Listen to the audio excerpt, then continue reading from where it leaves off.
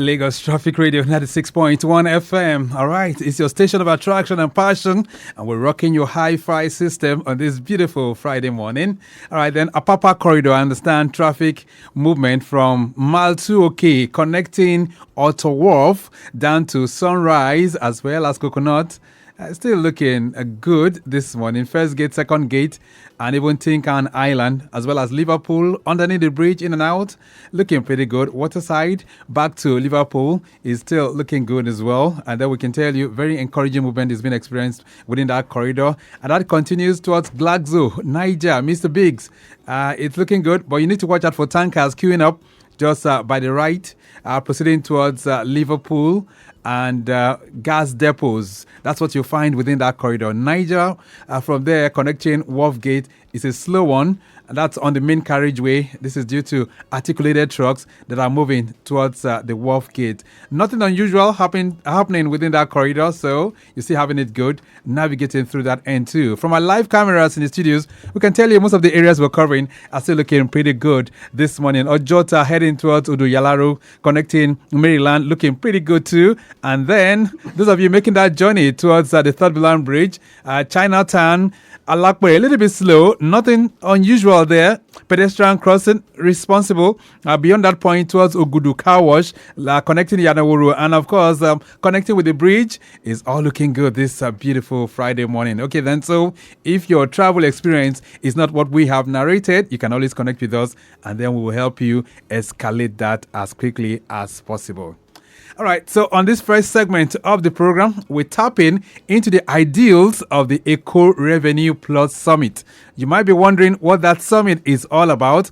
I do not have the facts, but my guest is here to talk us through, and I'm sure by the end of this, you'll be able to have a better grasp of what Lagos is doing to advance the cause of development. Adeyanju Adegboye is here with me, and he's head marketing and partnerships for Modo Ante Consulting. He's going to be talking us through this morning. Adegboye, nice to have you in the building. Good morning.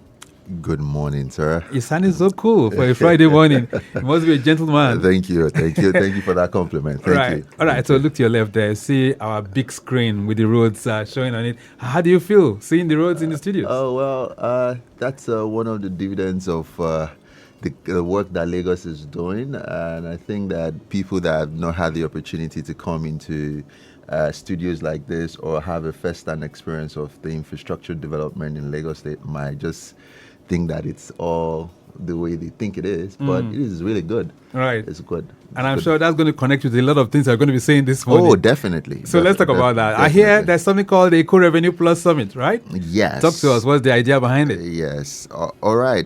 So the Eco Revenue Plus Summit, which is coming up on October 22nd and 23rd, 2024 at the Hotel, is a summit that galvanizes the public sector, the private sector, and to come together to eventually deliver more dividends to the citizens of Lagos State. Okay.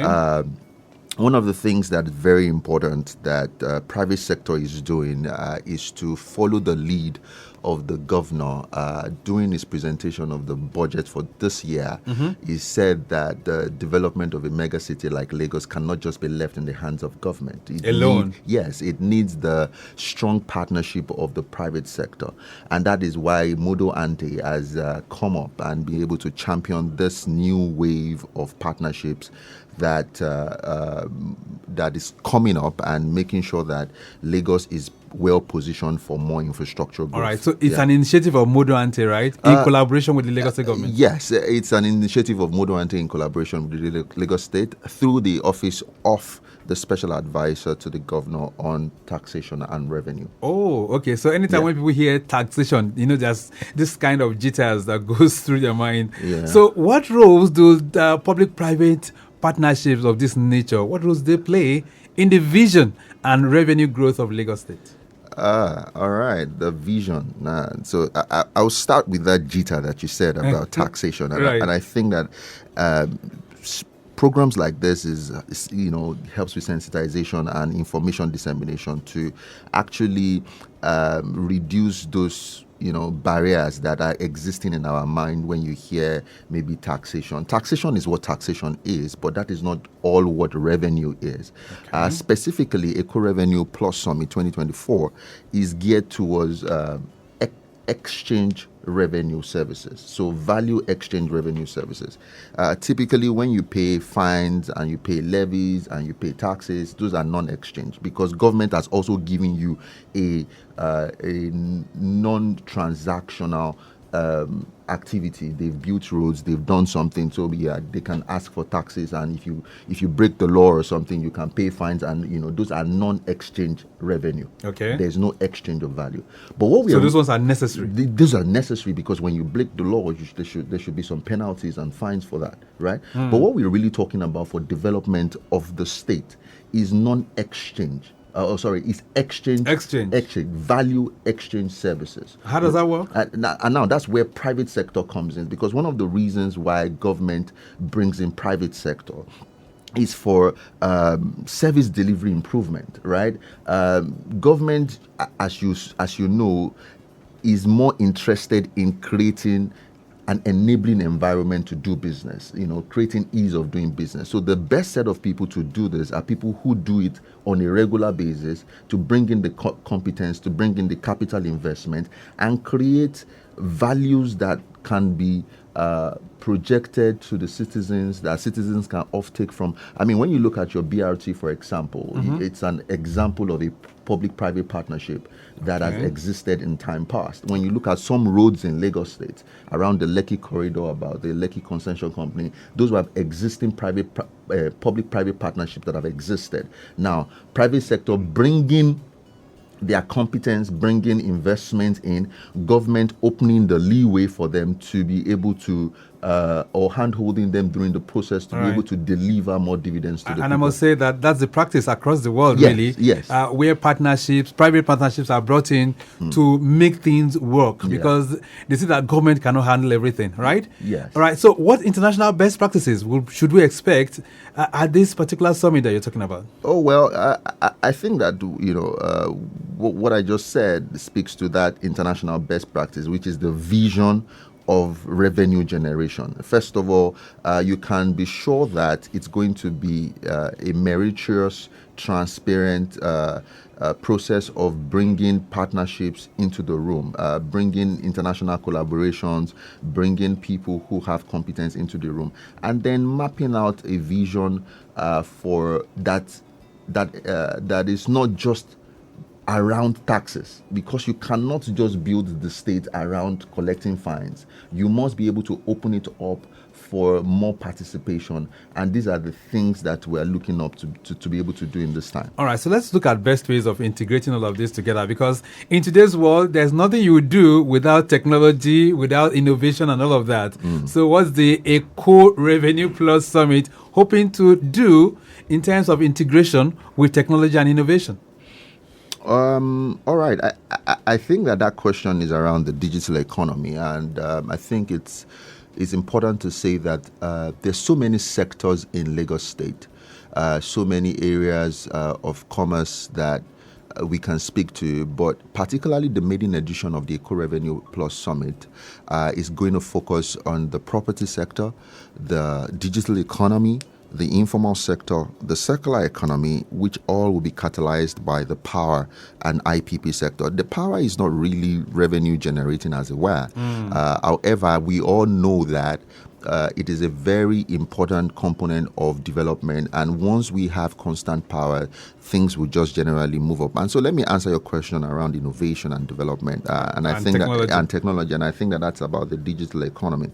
And when you look at the way the post-industrialization economy, which is the digital economy and the ICT, information technology, you will realize that we need to stop playing catch up, right, in the way we use technology to scale our services, right? So we already have services within the economy, within property sector. So imagine you have to pay several fees, or you want this permit, you want that permit, you want this, and you have to go in through maybe 4, 5, 6, 7, 8, 10 agencies to get all of this thing done physically. Okay. How about you integrate everything, yes, and you have one single window? Exactly. Oh, is that what you guys are planning? So that's exactly what we're saying. And I mean, I'm just talking about property, for example. So imagine your realtors having to have a unified payment system for all of their permits, and you can track things, in real time. Just like what we have for transportation right now. Exactly. The carry card. Thank you very much. So the carry card is, so you remember, and I think the BRT will come into play again here, and how, digital economy can be scaled. And that's just even a very minute fraction of it. When the buses first came, you remember we were using paper tickets, right? That's right. Exactly. Now, you can't pay with cash anymore. You have to be, you have to buy, token on your card. And now imagine what you can now do with LASRA. When you can have Lagos State residented your LASRA card, right? Imagine being able to buy that thing on your LASRA card, and you can pay with your LASRA card. You can pay your electricity bill with that, and that digitization of that process, right, enables Lagos State to be able to scale in terms of identifying opportunities within those spaces, then developing them. I'm catching the vibes right now from the way you're talking about it. Yeah. Something which is really, really gaining attention globally right now is the circular economy.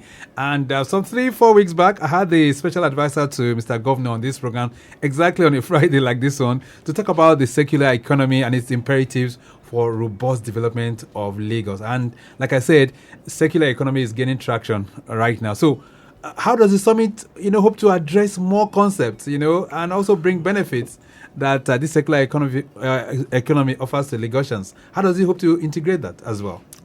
Thank you very much, Mr. Victor.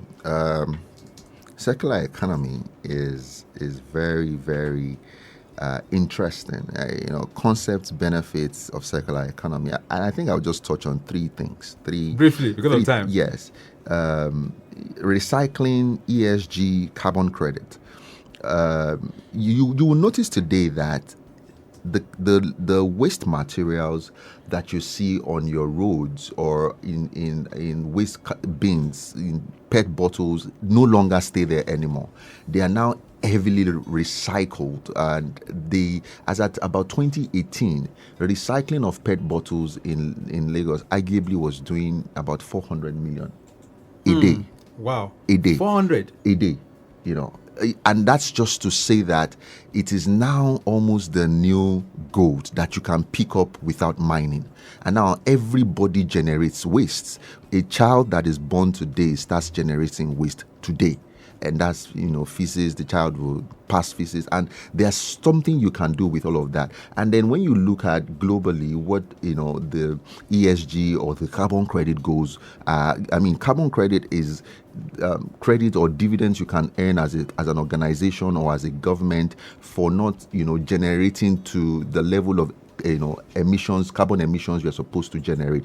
And you can go back to the world scene and get that as credit. And guess what? Most organizations don't even know that they can obtain carbon credit when they they fall between the lower rank of the carbon emissions in global standards. And these are all even ways that you can generate revenue for your organization. So it's not just about revenue for government, because most times when you also hear the word revenue, people start to attribute it to just government. It is not just government. It is revenue for yourself, to Lagosians, to government, to private organizations, and eventually, I think, on the long run, government is on the last leg of it, because it's money that you make that government can make from you. Let's talk about the dates again. You said it's 22nd. Yes, October 22nd and 23rd at Eco Hotels and Suites. That will be Monday, Tuesday, or Tuesday, Wednesday? That is Tuesday, Wednesday. Wednesday. It's not a Monday. It's a Tuesday and a Wednesday. All right. So who can be there, really,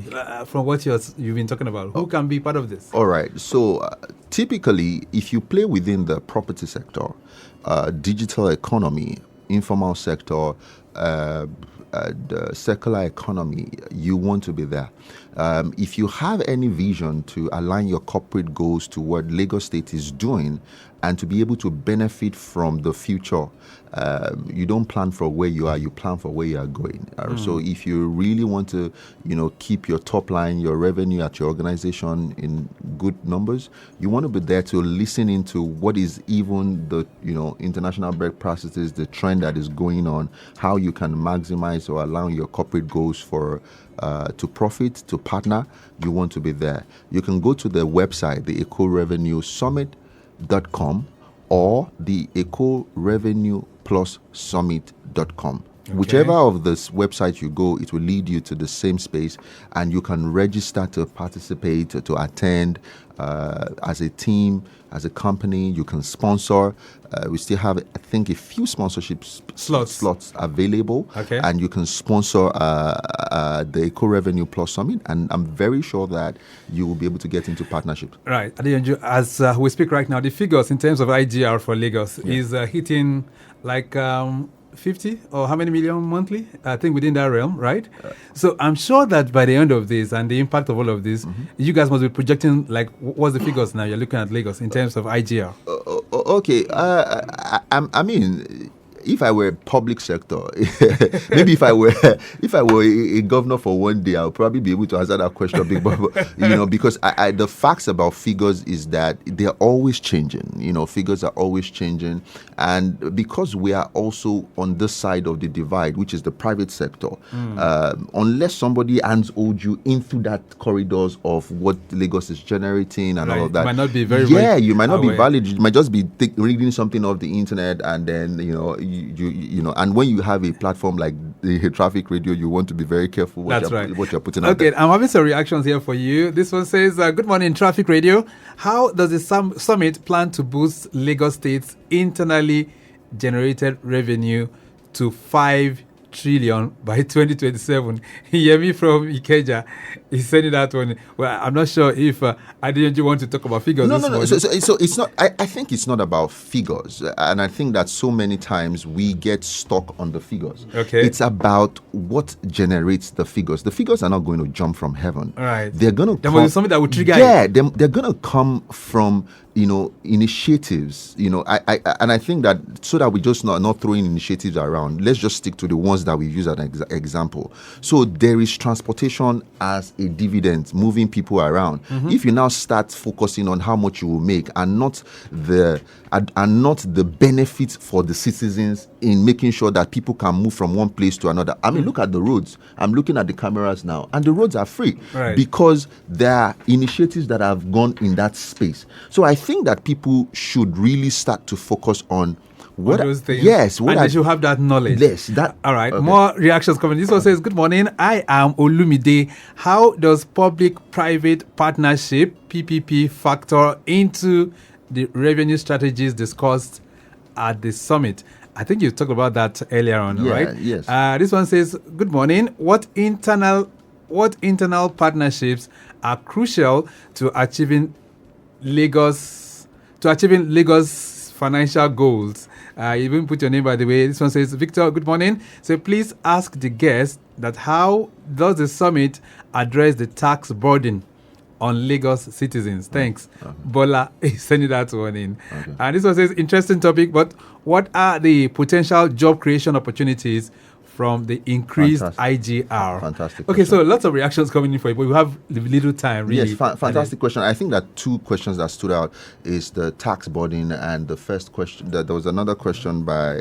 opportunities? Yes, job opportunities. And in our summit highlights, one of the things that we are very critical about, and one of the things that, as a baseline, private-public partnerships will first of all do, is that it was going to open up the space for creation of job.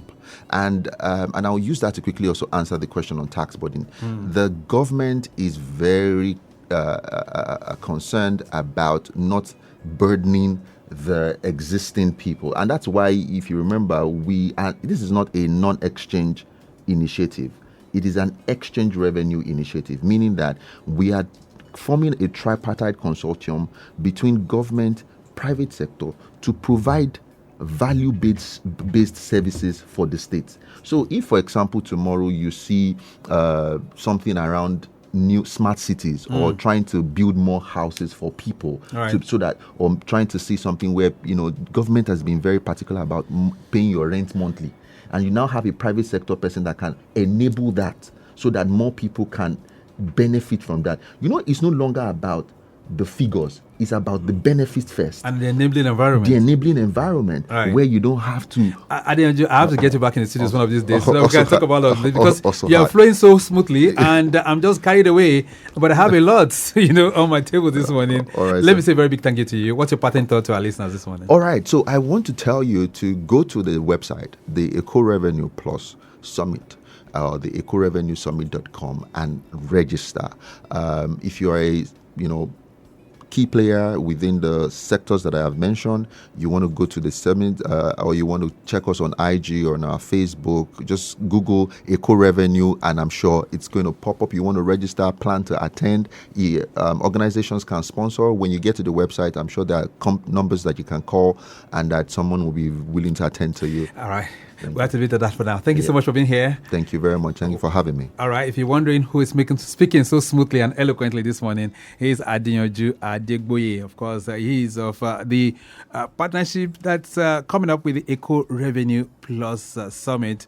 And of course, he's head marketing for Modo Ante Consulting. A brief break. When we return, we'll do our birthdays. Maximum shout out going out to Joseph Folorunsho, who's been here and working things behind the scene.